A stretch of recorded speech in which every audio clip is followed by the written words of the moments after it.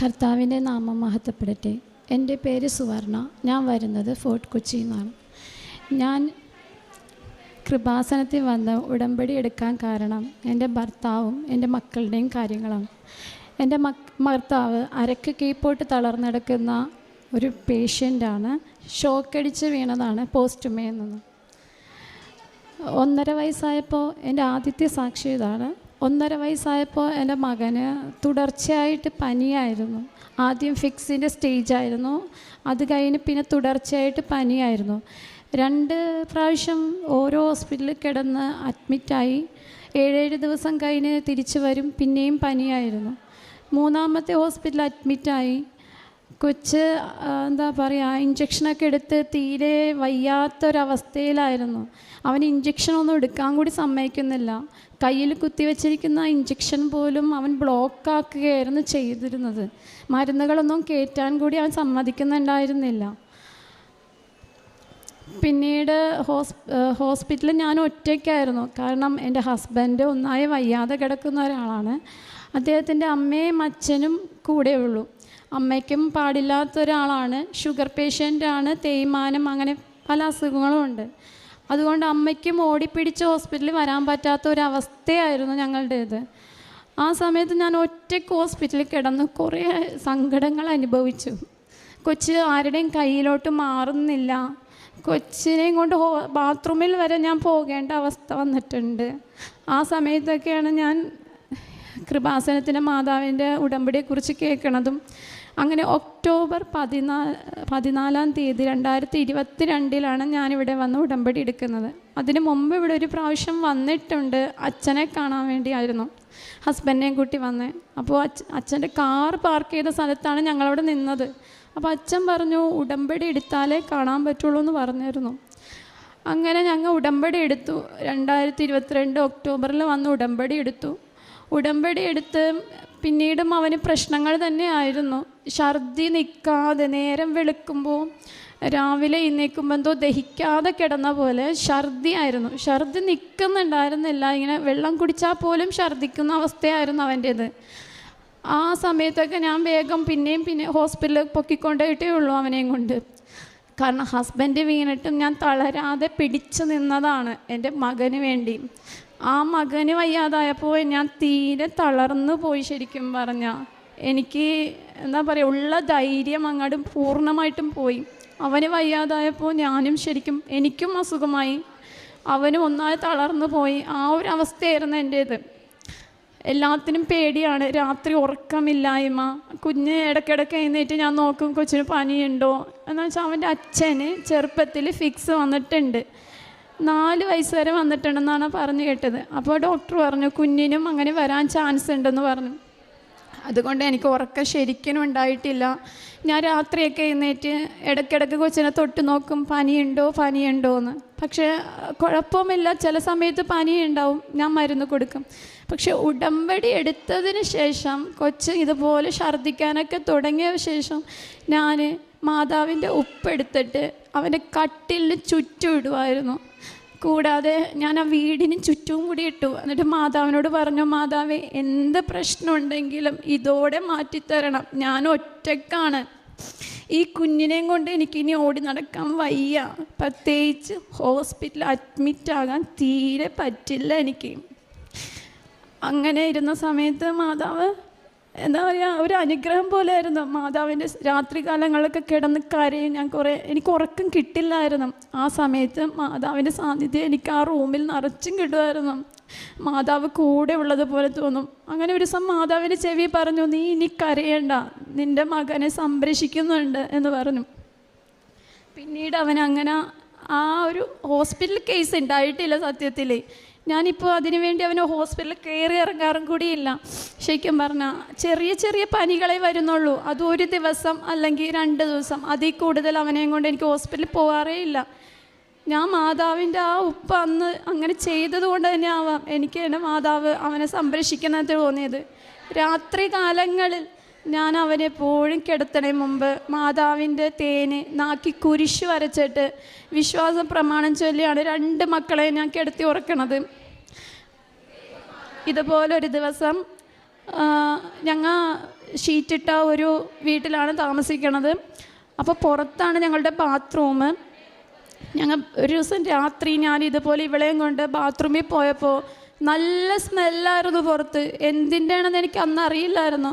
ഞാൻ നല്ല ഉറക്കത്തിൽ നിന്ന് എണീറ്റ് പോകണമായിരുന്നു. നല്ല സ്മെല്ല് പുറത്ത് വശം. അന്ന് അത് കഴിഞ്ഞ് പിറ്റേ ദിവസം ഞാനൊരു സാക്ഷ്യം കേട്ടപ്പോൾ പറയണത് മാതാവിൻ്റെ മുല്ലപ്പൂവിൻ്റെ മണം പലവരും അറിയുന്നുണ്ടെന്ന്. അതെന്ത് മണമാണെന്ന് പക്ഷെ എനിക്ക് അറിയില്ലായിരുന്നു. അതുപോലെ ഞാൻ രാത്രി വേറൊരു ദിവസം ഇതുപോലെ കരഞ്ഞ് പ്രാർത്ഥിച്ചപ്പോൾ തലേനയിലാണ് ഞാൻ തല വെച്ച് ചാഞ്ഞ് കിടന്ന് പ്രാർത്ഥിച്ചത്. ആ സമയത്ത് മാതാവിൻ്റെ മടിയിൽ തല ചായ്ച്ച് കിടന്ന് പ്രാർത്ഥിക്കുന്ന പോലെ എനിക്ക് തോന്നിയത്. മാതാവ് അപ്പം എൻ്റെ തലയിൽ തലോടുന്നത് പോലെയും എനിക്ക് തോന്നിയിട്ടുണ്ട്. ഇതുപോലെ വേറൊരു ഇതും കൂടിയാണ്, മാതാവും കർത്താവും കൂടി ഒരുമിച്ച് ഈ 2 മക്കളുടെയും തലയിൽ തൊട്ട് അനുഗ്രഹിക്കണതായിട്ട് ഞാൻ സ്വപ്നവും കണ്ടിട്ടുണ്ട്.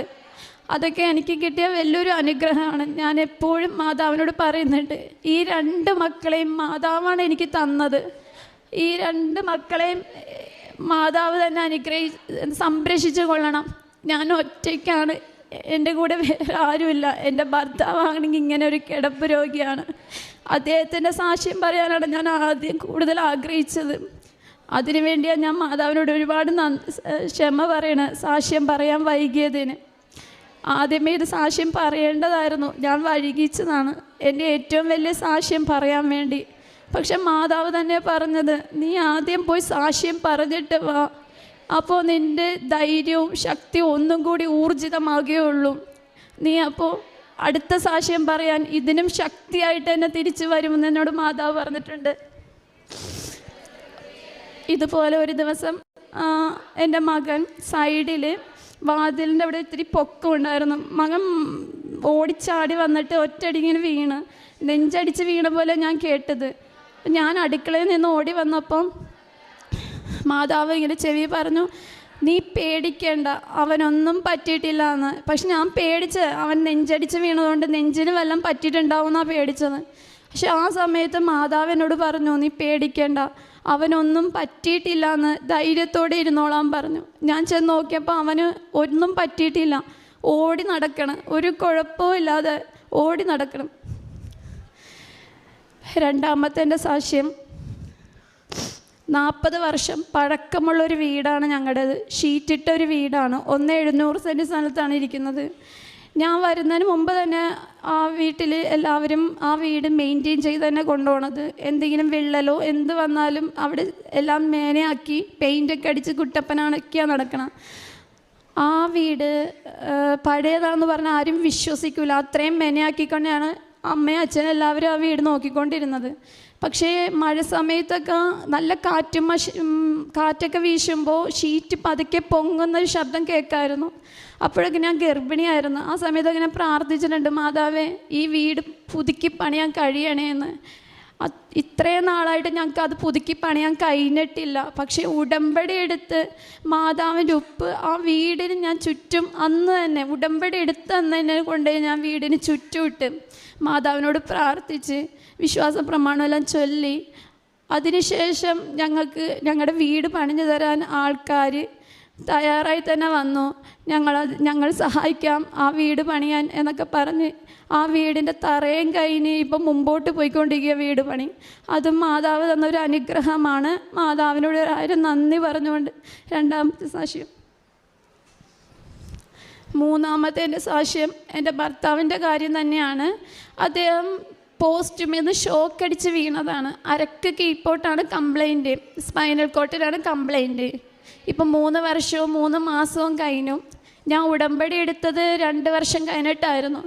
പക്ഷേ എൻ്റെ കയ്യിലുള്ളതും എല്ലാം കൂടി കൂട്ടി ഞങ്ങളെല്ലാം അദ്ദേഹത്തിന് ട്രീറ്റ്മെൻറ്റും മറ്റുള്ളവരുടെ സഹായം കൊണ്ടും എല്ലാം നടന്നുകൊണ്ടിരിക്കുന്നതാണ്. പക്ഷേ പിന്നീട് ട്രീറ്റ്മെൻറ്റ് ചെയ്യാനുള്ള പൈസ ഞങ്ങളുടെ കയ്യിലുണ്ടായിരുന്നു. ആകെ ഉള്ളത് ആ ഒരു വീട് മാത്രമായിരുന്നു. ആ സമയത്ത് ഞാൻ മാതാവിനോട് ഒരുപാട് പ്രാർത്ഥിച്ചു, മാതാവേ എനിക്ക് ജോലിക്ക് പോകാൻ കഴിയില്ല, കാരണം ചെറിയൊരു കൊച്ചുള്ളതാണ്. പിന്നെ അമ്മയും പ്രായമുള്ള ആളാണ്. അമ്മേൻ്റെ കയ്യിൽ കൊച്ചിനെ ഏൽപ്പിച്ചിട്ട് പോകാൻ പറ്റില്ല, നമുക്ക് എടുക്കാൻ കൂടി പറ്റില്ല, കൈയൊക്കെ വെറുതെ നീര് വന്നു കൂടും. അങ്ങനെ ഇരിക്കുന്ന സമയത്ത് ഞാൻ മാതാവിനോട് പ്രാർത്ഥിച്ച്, മാതാവേ ഞങ്ങൾക്ക് ട്രീറ്റ്മെൻറ്റ് മുമ്പോട്ട് കൊണ്ടുപോകണം, വീട്ടിലെ കാര്യങ്ങൾ മുമ്പോട്ട് കൊണ്ടുപോകണം, ഇനി അങ്ങോട്ട് നീ തന്നെ നോക്കിക്കൊള്ളണമെന്ന് അതെൻ്റെ മാതാവ് നടത്തി തരുന്നുണ്ട്. എനിക്ക് ഒരു കുറവും വരാതെ മാതാവ് അന്നുള്ള കാര്യങ്ങളെല്ലാം ആവശ്യത്തിനനുസരിച്ച് നടത്തി തരുന്നുണ്ട്. ഹസ്ബൻഡിൻ്റെ ട്രീറ്റ്മെൻറ്റിൻ്റെ കാര്യമാണെങ്കിലും 1000 രൂപയാണെങ്കിൽ പോലും പെട്ടെന്ന് എടുക്കാനില്ലെങ്കിൽ മാതാവ് അത് ആരെങ്കിലുടെയും വഴി ഞങ്ങളുടെ വീട്ടിൽ കൊണ്ടുവന്ന് ഏൽപ്പിച്ചു തരും. ആരുടെ മുമ്പിലും കൈനീട്ടാത്ത അവസ്ഥയിൽ മാതാവ് ഞങ്ങൾക്കത് കൊണ്ടേ തരുന്നുണ്ട്. അതിന് മാതാവിന് 1000 നന്ദിയും പറഞ്ഞല്ലോ. 4ാമത്തെ എൻ്റെ സാക്ഷ്യം എൻ്റെ മക്കളാണ്. എൻ്റെ മക്കൾ ഈ ഉടമ്പടി എടുത്തതിന് ശേഷം ഭയങ്കര ദൈവവിശ്വാസികളാണ്. ഞങ്ങൾ നോൺ ക്രിസ്ത്യൻസാണ്, പക്ഷേ ക്രിസ്ത്യൻസിൻ്റെ രീതികളാണ് മുമ്പോട്ടെല്ലാം കൊണ്ട് നടക്കുന്നത്. എൻ്റെ മകൾ നന്നായിട്ട് പ്രെയർ ചൊല്ലും, വിശ്വാസ പ്രമാണം, സ്വയം നന്മ നിറഞ്ഞ പറയും, എല്ലാം നന്നായിട്ട് പറയുവളും. മാതാവിനെക്കുറിച്ച് പറയാൻ 1000 നാക്കാണ് എൻ്റെ മകൾക്ക്. ക്ലാസ്സിൽ മിസ്സിനോടാണെങ്കിലും അവിടുത്തെ മദറിനോടാണെങ്കിലും മാതാവിനെക്കുറിച്ച് പറയാൻ അവൾക്ക് നാക്കില്ലെന്നാണ് ടീച്ചർ എന്നോട് പറഞ്ഞത്. മാതാവിനെക്കുറിച്ചുള്ള പാട്ടും എല്ലാം ഇവൾ നന്നായിട്ട് പറയുന്നു. അതിലെനിക്ക് ഭയങ്കര സന്തോഷമുണ്ട്. ഉടമ്പടി എടുത്തതിന് ശേഷമാണ് എൻ്റെ മക്കൾക്ക് ദൈവത്തിനോടുള്ള വിശ്വാസം കൂടിയിരിക്കുന്നത്. എൻ്റെ 2 മക്കളും എവിടെ കണ്ടാലും മാതാവിനെ കണ്ടാലും മുത്തം വയ്ക്കുകയും പ്രാർത്ഥിക്കുകയും ചെയ്യും. അതിലെനിക്ക് ഭയങ്കര സന്തോഷമുണ്ട്. കാരുണ്യ പ്രവൃത്തിയായിട്ട് ആശ്വാസഭവനം എന്ന് പറഞ്ഞ സ്ഥലത്ത് ഞങ്ങൾ കുഞ്ഞു കുട്ടികൾ, തീരെ പൊടിക്കുട്ടികളാണ്, 24 മാസമൊക്കെ ഉള്ള കുട്ടികളായിരിക്കും ചിലപ്പോൾ. ഞാൻ അവിടെ ചെന്ന് അവർക്ക് വേണ്ട ഫുഡ് എന്നിൽ ഒതുങ്ങുന്നത്, നമുക്കിപ്പോൾ ദൈവം തരുന്നത് എത്രയാണോ, 1000 രൂപയാണെങ്കിൽ അത് 500 രൂപയാണെങ്കിൽ പോലും ഞാൻ ആ പിള്ളേർക്ക് വേണ്ടി ചെയ്യാൻ മടിയില്ലാത്ത ആളാണ്. ഇതിനു മുമ്പും ചെയ്തിട്ടുണ്ട്, ഇപ്പോഴും അങ്ങനെ തന്നെ ചെയ്തുകൊണ്ട് പോകുന്നു. ആർക്കും കൊടുക്കാൻ മടിയില്ല. ഇല്ലാത്തതിൻ്റെ ഒരു കുറവ് മാത്രമേ ഉള്ളൂ. പണ്ട് കാലങ്ങളിൽ കുറേ കൊടുത്തിട്ടുണ്ട്, ഇപ്പോൾ ഇല്ലാത്ത അവസ്ഥ വന്നപ്പോൾ ഉള്ളത് കൊണ്ട് കൊടുക്കാൻ ഒട്ടും മടിയില്ലാതെ അത് മുമ്പോട്ട് കൊണ്ടുപോകുന്നു. പിന്നെ രോഗികളെയും പോയി കാണാറുണ്ട്. അവർക്കും വേണ്ടത് ഞങ്ങൾ മനസ്സുകൊണ്ട് നല്ല ധൈര്യവും കൊടുക്കും, ദൈവത്തിനോടുള്ള കൂടുതൽ അടുപ്പിക്കാനുള്ള എല്ലാ കാര്യങ്ങളും പറഞ്ഞും കൊടുക്കും. ആവശ്യാനുസരിച്ച് കാശായാലും ഉള്ളത് കൊണ്ട് ഞങ്ങൾ അവരെ സഹായിക്കാറേ ഉള്ളൂ. പറയാൻ എന്തൊക്കെയോ വിട്ടുപോയ പോലെ ഉണ്ട്. പിന്നെ പത്രം കൊടുക്കുമ്പോൾ എൻ്റെ മകളും എൻ്റെ കൂടെ എപ്പോഴും വരും, അമ്മേ ഞാനും പത്രം കൊടുക്കാൻ വരട്ടെ എന്നും ചോദിച്ച്. എന്നിട്ട് ഞങ്ങൾ പത്രം വിശ്വാസ പ്രമാണം ചൊല്ലിയാണ് ഞാൻ കൊടുക്കണേ. അപ്പോൾ അവൾ പറയും, അമ്മ ഞാനും കൊടുക്കട്ടെ. പത്രം എടുത്ത് മാതാവിൻ്റെ ഫോട്ടോയിൽ ഉമ്മ വെച്ചിട്ടാണ് എൻ്റെ മകൾ പത്രം കൊടുക്കണത്. ഞാനപ്പോൾ പറയും, മകളെ നമ്മുടെ അച്ഛന് വേണ്ടിയാണ് കൂടുതലും പ്രാർത്ഥിക്കേണ്ടത്, സ്വന്തം കാലിൽ നിൽക്കാനുള്ളൊരവസ്ഥ ദൈവം അനുഗ്രഹിക്കട്ടെ എന്ന് ഞാൻ പ്രാർത്ഥിക്കുന്നു. സ്വന്തമായി ചെയ്യാൻ കഴിയാവുന്ന അവസ്ഥയിലും യേശുവിനും മാതാവിനും 1000 നന്ദി പറഞ്ഞുകൊണ്ട്